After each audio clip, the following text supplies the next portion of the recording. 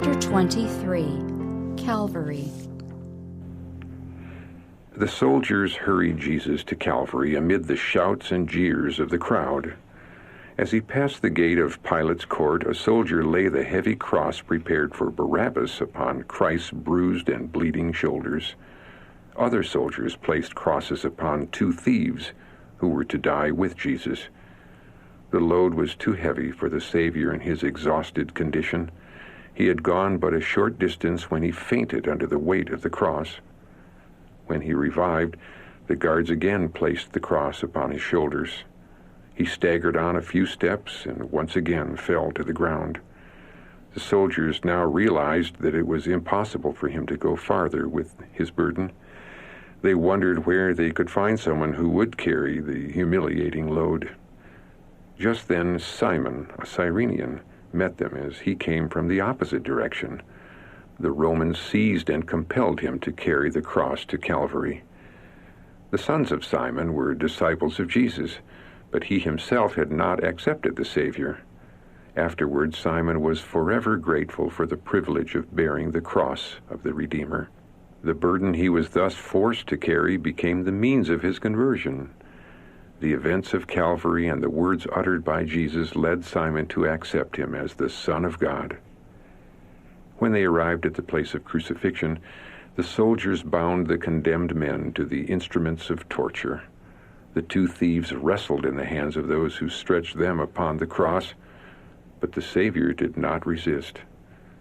The mother of Jesus had followed him on that terrible journey to Calvary. She longed to care for him as he sank exhausted under his burden, but the soldiers would not allow her to.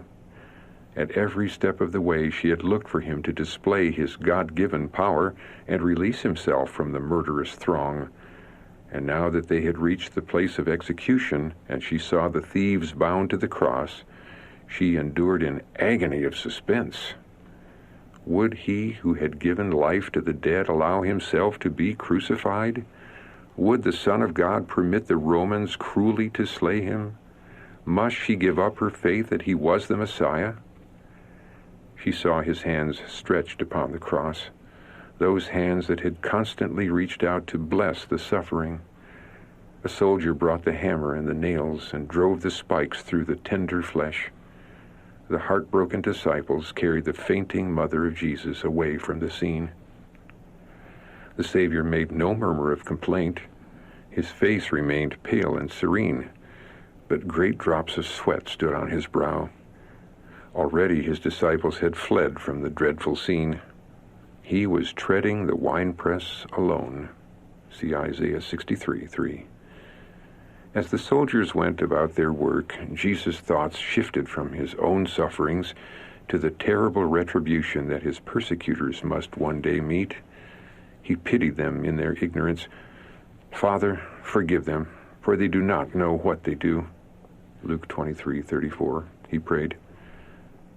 Christ was earning the right to become humanity's advocate and representative in the Father's presence. That prayer for his enemies embraced the world. It took in every sinner who had lived or should live, from the beginning of the world to the end of time. Whenever we sin, it wounds Christ once again. For us, he lifts his pierced hands before the Father's throne and says, "Forgive them, for they do not know what they do." As soon as they had Christ nailed to the cross, strong men lifted it and thrust it into the hole dug for it. The terrible jolt caused intense suffering to the Son of God. Pilate then wrote an inscription in Latin, Greek, and Hebrew and placed it upon the cross above the head of Jesus, where all might see it. It read, "Jesus of Nazareth, the King of the Jews." John 19:19. The religious leaders requested a different sign. The chief priest said, "Do not write, 'the King of the Jews,' but 'He said, I am the King of the Jews.'" Verse 21. But Pilate was angry with himself because of his former weakness. He also thoroughly despised the jealous and wicked rulers. So he answered, "What I have written, I have written." Verse 22. The soldiers divided Jesus' clothing among themselves. One garment had been woven without a seam, so they could not easily tear it apart and share the pieces. They argued about who should have the whole garment. Finally, they settled the matter by casting lots. God's prophet had foretold that they would do this. He wrote, "Dogs have surrounded me. The congregation of the wicked has enclosed me. They pierced my hands and my feet. They divide my garments among them, and for my clothing they cast lots." Psalm 22, 16 through 18. As soon as the soldiers raised Jesus on the cross, the priests, rulers, and scribes joined with the rabble in mocking and jeering the dying Son of God. "If you are the King of the Jews, save yourself."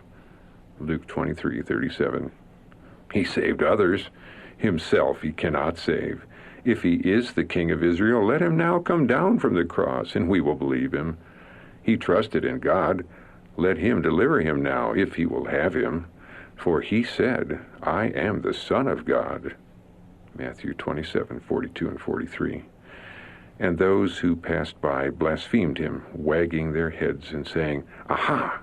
You who destroy the temple and build it in 3 days, save yourself and come down from the cross." Mark 15:29 and 30. Christ could have left the cross, but if he had done this, we could never have been saved. For our sake he was willing to die. But he was wounded for our transgressions.